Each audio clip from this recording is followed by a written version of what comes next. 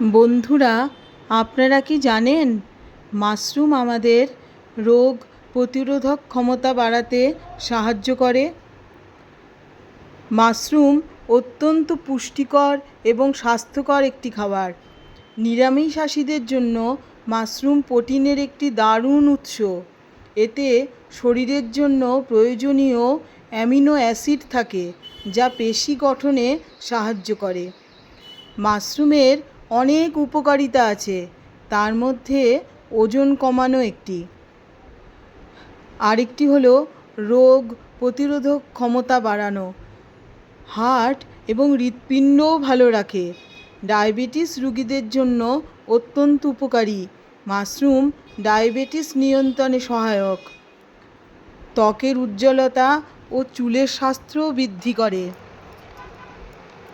আমি মাশরুমগুলো আগে কেটে নিয়ে প্রেসারে 2টো সিটি দিয়ে নিয়েছি। তারপর কড়াইতে সর্ষের তেল দিয়ে লঙ্কা আর জিরে ফোড়ন দিয়ে সেই সেদ্ধ করা মাশরুমগুলো ভাজা ভাজা করে নিয়েছি। ভাজা করার সময় অবশ্যই নুন দিতে হবে, হলুদ দিতে হবে।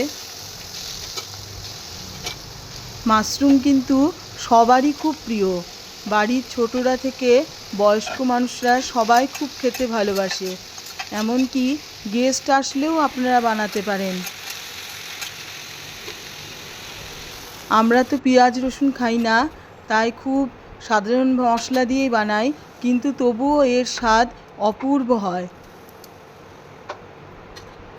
যেভাবেই তৈরি করেন এর স্বাদ কিন্তু অতুলনীয় এবং পুষ্টিগুণে ভরপুর।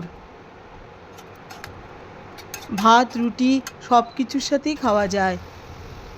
এবার তেলের মধ্যে জিরে, আদা, ধনে, টমেটো এই সমস্ত মশলা কষিয়ে নিয়ে মাশরুম আর আগের থেকে সেদ্ধ করা আলু দিয়ে ভালো করে কষিয়ে নিচ্ছি।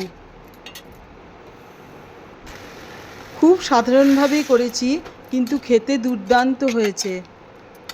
তারপর গরম জল দিয়ে ভালো করে ফুটিয়ে নেওয়া, নুন আপনাদের পরিমাণ মতো দেবেন।